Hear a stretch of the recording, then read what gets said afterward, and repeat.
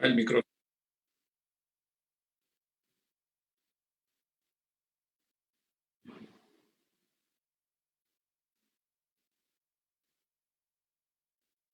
Good morning and welcome to the American Society of Mexico, U.S. Embassy Mexico City and FVAP Voting Virtual Workshop.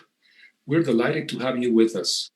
My name is Agustin Gama and I am the Executive Director of the American Society.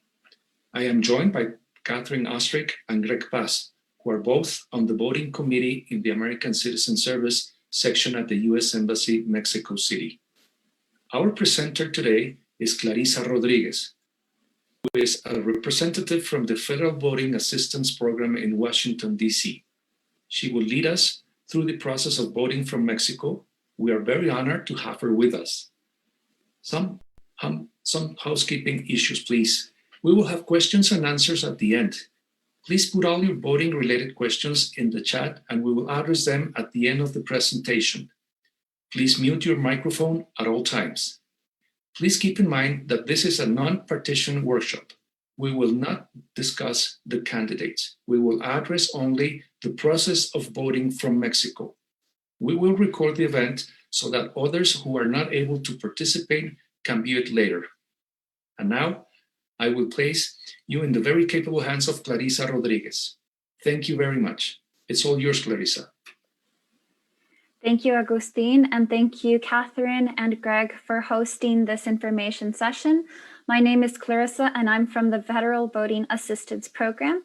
We are currently assisting millions of voters all over the world who want to participate in the 2020 general election on November 3rd. This presentation will cover the absentee voting process and will allow you, as viewers, to ask questions at the end regarding the absentee voting process. The most important thing to do now is to start early. So follow along and we'll make sure to cover everything that you need to know in order to request your ballot and send it back by your state's ballot return deadline.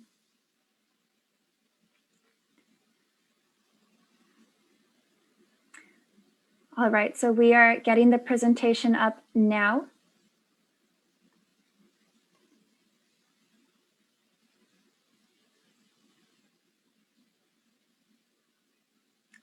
Great.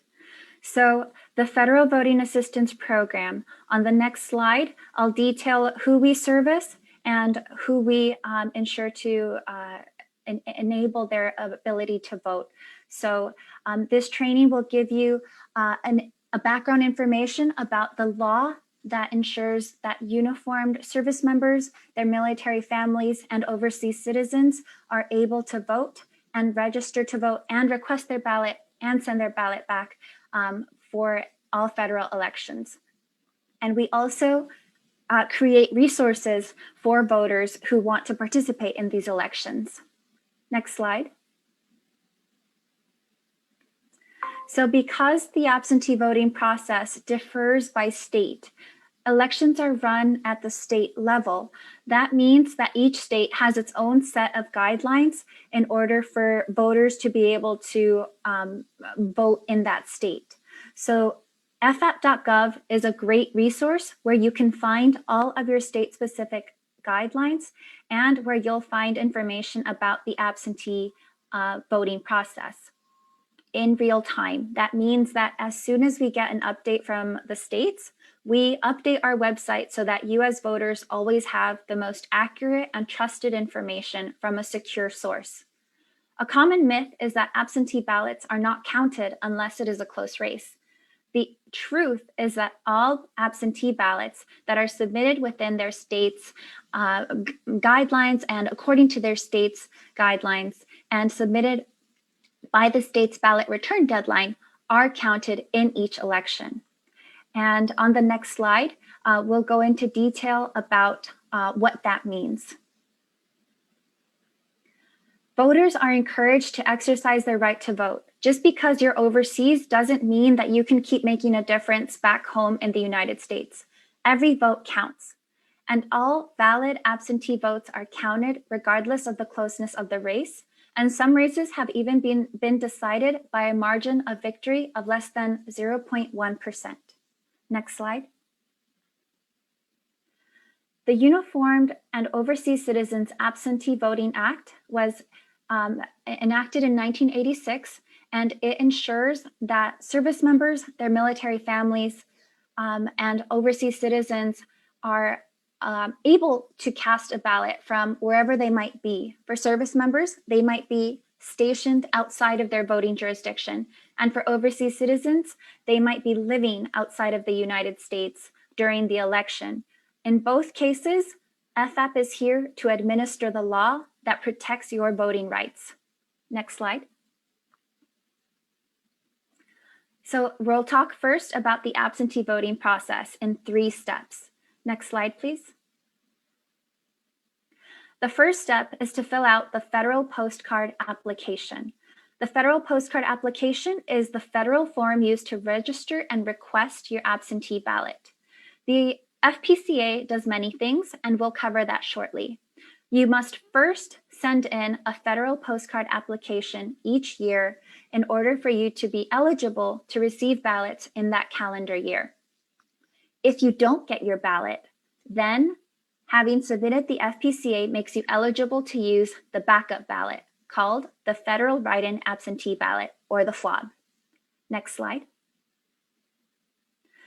The federal postcard application it accomplishes many things. It allows you to register to vote, request your ballot, and update your contact information. It also allows you to request to receive your ballot by email. And the third thing that it does is that it enables you to use the FWAB as a backup ballot if needed. Again, the federal write-in absentee ballot is an emergency ballot. If you do not receive your requested ballot on time to return it to your election office, then you can easily go to FVAP.gov/FWAB and fill out the emergency ballot. You will need to write in your candidates, and then you can submit this ballot just like you would a regular ballot. Who gets your ballots? Your election official in the county where you are registered to vote. These are the most important people for all overseas voters.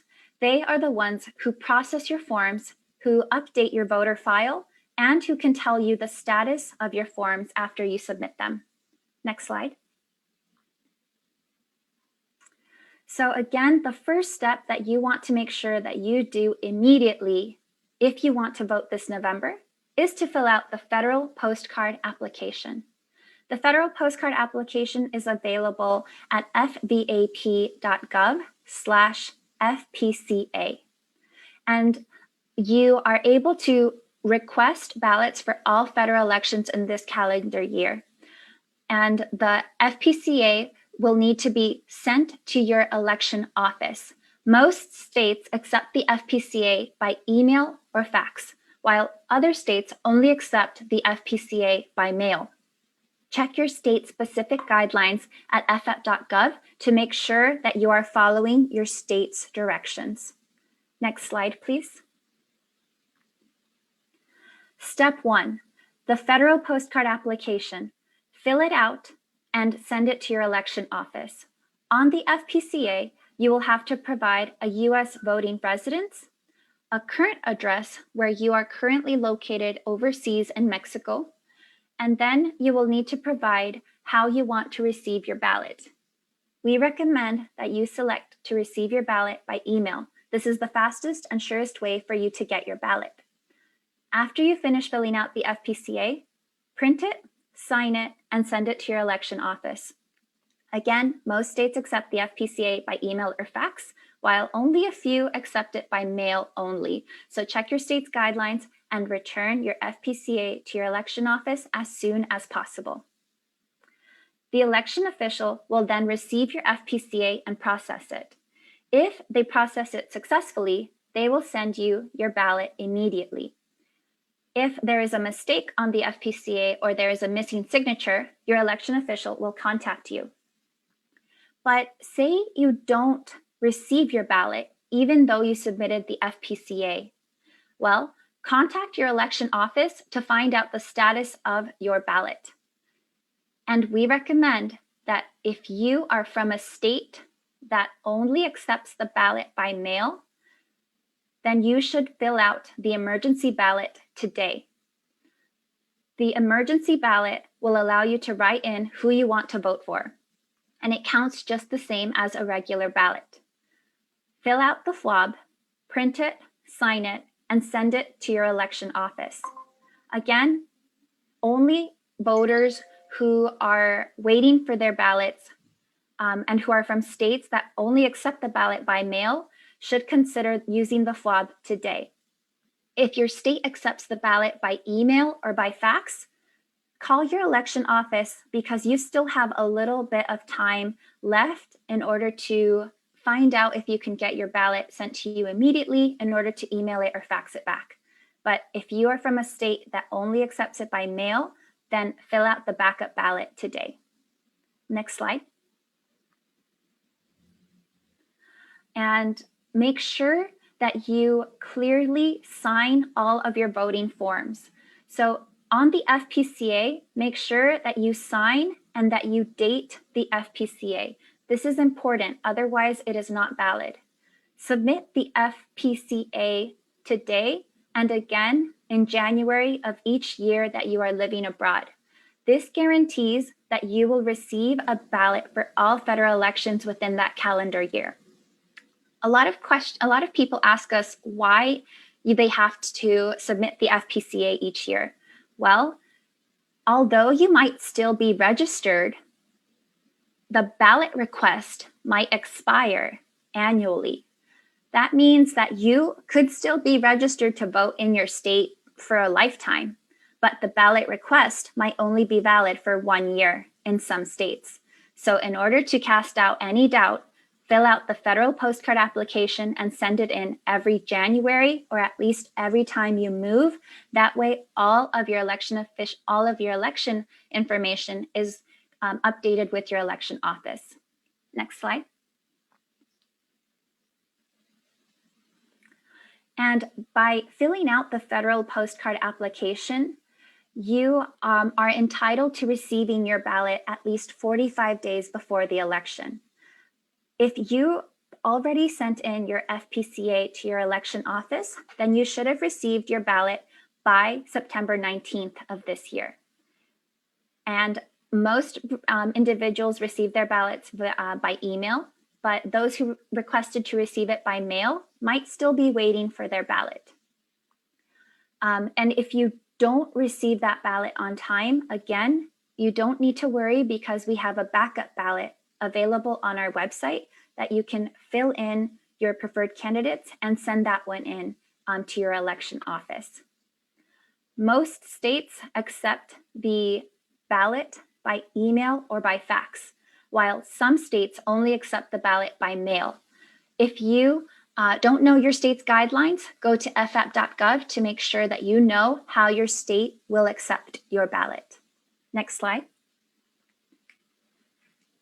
So a few states that require voters to mail in the FPCA, for example, are Alabama, Arkansas, Connecticut, New York, Rhode Island, and Texas updated their law that if you are an overseas citizen, you can email your FPCA to register to vote or request a ballot. New York is the same way. You can email your FPCA to your election office in New York, but you must immediately mail your completed FPCA as well. So email it to get the process started if you are from New York, but also mail the FPCA to your election office. Next slide. And states that require voters to mail in the FPCA to register to vote and request a ballot or other special requirements, the list is on the right. And again, these states might have changed their laws recently. So if you go to FVAP.gov, there you can find all of the required information.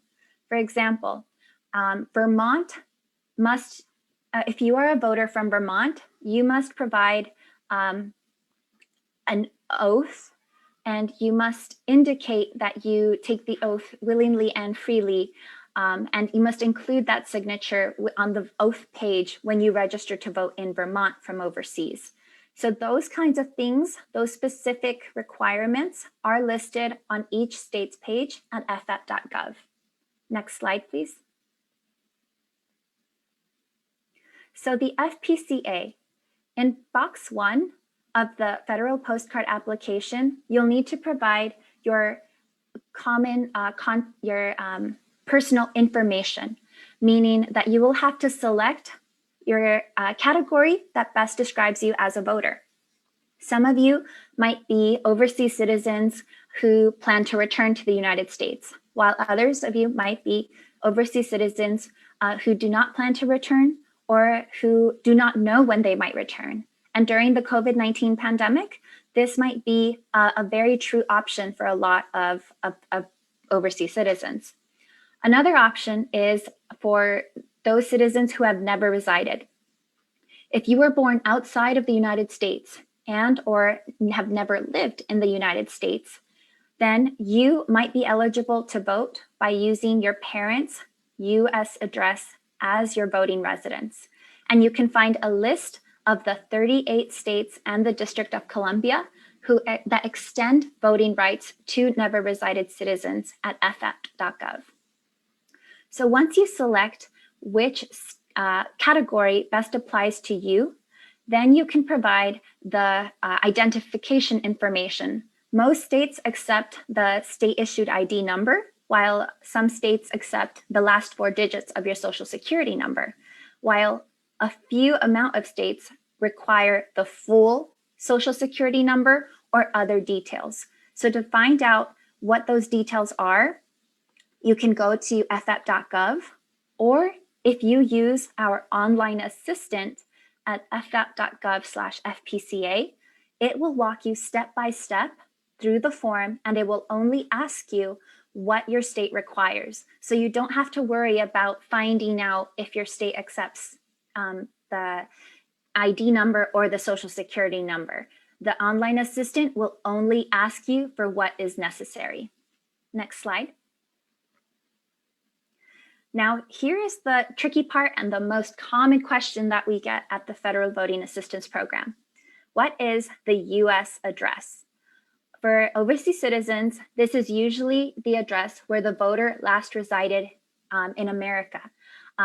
And you do not have to keep living at this address. You do not have to have any ties to this address at this point. Or even if someone else is already living at that address, you can still use it for voting purposes. The reason why your election office needs to know this U.S. address is so that they can place you in a voting jurisdiction in order to send you the correct ballot. No voting materials will be sent to your U.S. address. They will all be sent to your new location in Mexico. If you are a never resided citizen, then again, you may be eligible to use your parents' last U.S. address as your own in order to register to vote. And say that you've been living in Mexico for 10, 12 years or even more, and you no longer remember your voting address. Well, we recommend that you review past documents, maybe call family or friends who might remember that address, or look on Google Maps and try to find familiar streets or landmarks that will help you identify that address. If for some reason you do not know your address after all of those options, contact your voting assistance officer in Mexico Federal Voting Assistance Program, or email us at vote@fvap.gov. Next slide, please. The next section will ask you, what is your current address? Your current address is where you are currently living in Mexico. This address must be a physical address. You cannot list a PO box here. And this is to ensure that the election official knows that you are in fact covered by the UOCAVA law and that you are an overseas citizen who requires an absentee ballot. In box 4, you can provide your contact information. You can provide a phone number, an email address, an alternate email address, or a fax number. This is how your election official will contact you if there is something wrong with your FPCA or if something is missing. And if you need your voting materials forwarded to a different address, say you are living in Mexico, but you'll receive your mail at a PO box in Mexico, you can also provide that address as a forwarding address. Please remember to use the country code when you provide your number from Mexico. So for Mexico, it's +52. So make sure that you include that as well. Next slide, please. So in box 5, you can list your preferences. This means that you will be able to list how you would like to receive your ballot. If you would like to receive it by email, again, that is the fastest and surest way for you to get your ballot immediately. You can also request it to receive it by mail or by fax. But know that during COVID-19, we are encouraging everyone to request to receive their ballot by email. In box 5, you will also be able to list your political party. In box 6, now this is where you can include additional information that will help your election official understand what your experience has been. So if for some reason you don't have a social security number or you don't remember your exact street address, but you know the county where you used to live in the United States, include that information in section 6, and your election official will have a better understanding and a description of what you need in order to register to vote. And last but not least, in box 7, make sure that you sign and date your FPCA. Next slide. As soon as you fill out the FPCA, you can print it, sign it, and send it to your election office. When you download using our online assistant, the FPCA packet will already include the phone number, the email address, and the mailing address of your election official. If you still don't have that contact information, you can go to the following website address, www.fvap.gov/search-offices. This is a really helpful site because we constantly update the information. Say an election official changes their phone number. We will update it and all the correct information will always be on FVAP.gov. If you are required to mail your FPCA to your election office, you have a few options. Again, you can use international mail, private courier, or use the diplomatic pouch at your nearest US embassy or consulate. You have the option of using a postage paid envelope template in order to send back your voting materials via diplomatic pouch free of charge. And that envelope template is available at FVAP.gov and just search for elections and forms. Next slide, please. If you are submitting your FPCA by email or by fax, then we encourage you to also include a cover sheet available at FVAP.gov. It is not required, but it does help the FVAP team, and it helps your election official know exactly where to contact you. On the FPCA, sometimes we write very small or we write not so legibly, but if you use the cover sheet, all of your information will be clearly typed out and easier for everyone to read. So the cover sheet is a good idea, and it's what we recommend that you include with your faxed or your emailed voting materials. Next slide, please. So once again, your FPCA checklist. Make sure that everything is completed on your form. Make sure that you have signed it and that you have dated it. Make sure that your voting address is complete and that you didn't put your US address where your overseas address should be. Make sure that you have provided all of the information in a clear way. And if you wrote the information, make sure that it is legible and so that others can read it. And also you can check FVAP.gov for your state's specific guidelines, just to make sure that nothing has changed since you printed your FPCA and since you started sending it to your election office. And if you are mailing the FPCA, again, we recommend that you mail it immediately starting today because There are transit times that we have to consider, and that means that even if you send it via FedEx or via diplomatic pouch, it might take a few weeks for your election office to receive the form. So if you must mail it, then mail it today. Next slide, please. Talking about the online assistant, you can find it at fvap.gov. Select your state from the menu list, and you'll be able to go step by step with the form. We have an online assistant for the FPCA, and we have an online assistant for the backup ballot or the FWAB. Next slide, please. So again, the benefits of using the online assistant is that it will only generate questions based on the information that your state requires. And it will also provide up-to-date state deadlines and guidelines for submitting your FPCA. There is a registration deadline, there is a ballot request deadline, and there is a ballot return deadline. So what does that all mean? If you are registering to vote, you have a registration deadline. If you are already registered and you're just using the FPCA to request a ballot, then there's a ballot request deadline. And if you already have your ballot, then you must return your ballot before the ballot return deadline. That's the difference. So if you see a lot of dates on FVAP.gov, that's what that all means. Each part of the process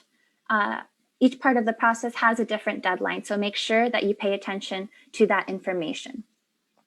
And the online assistant ultimately provides a downloadable PDF packet that you must print, sign, and send to your election office. Next slide, please. And before submitting the FPCA, make sure that the forms are completely and legibly filled out.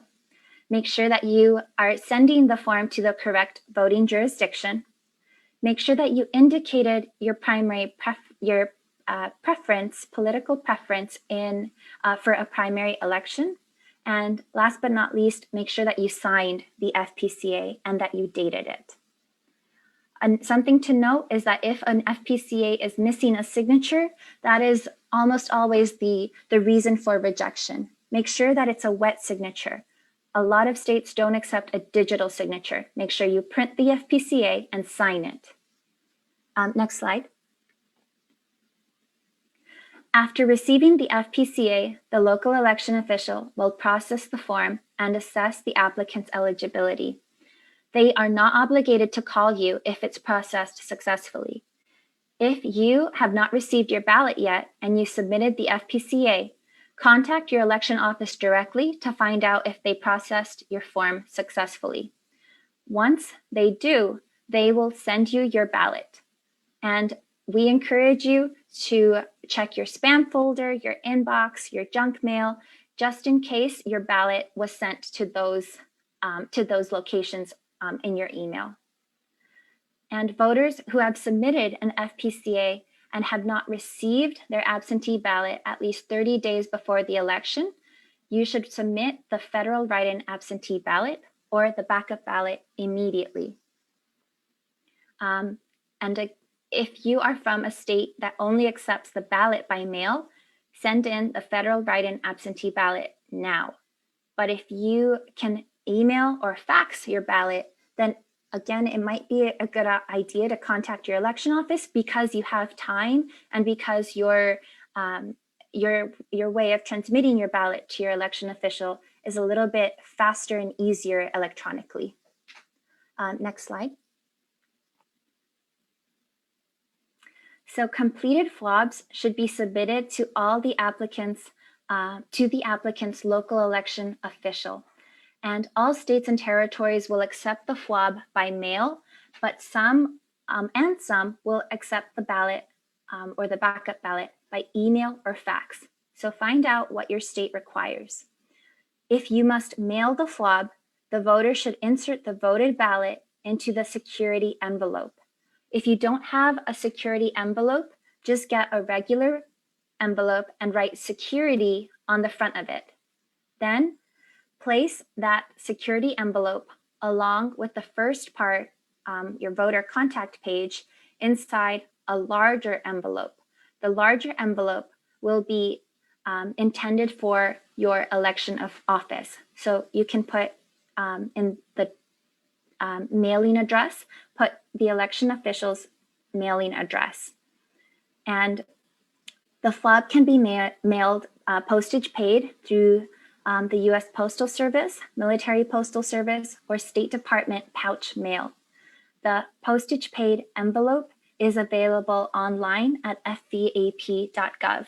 But if you cannot print the template or it's too challenging to print it, then just provide enough postage on your envelope for your election office that's equivalent to about 55 cents in American dollars, so that once the diplomatic pouch arrives in Dulles, Virginia, then the mail can get sorted and you have enough postage on your envelope for it to arrive at your election office in the United States. Next slide, please. If you are able to send your ballot via email or fax, this is of course at no cost.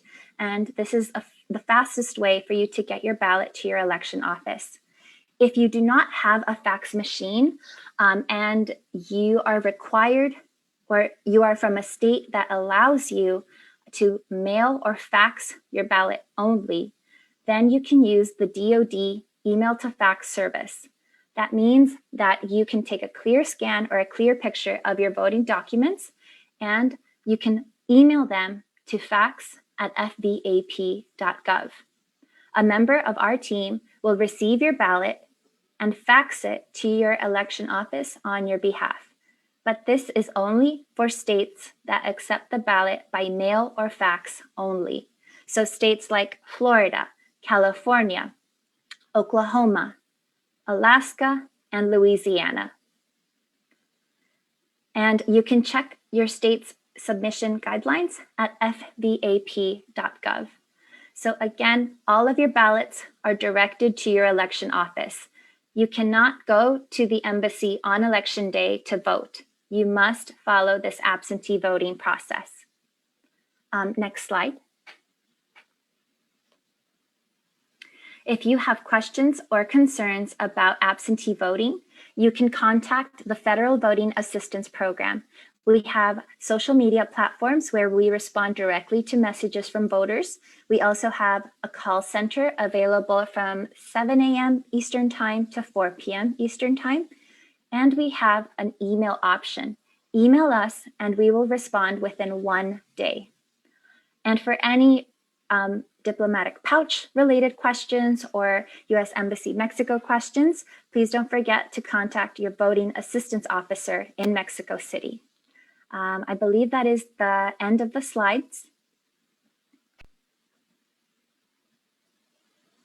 I think so. Yes. All right.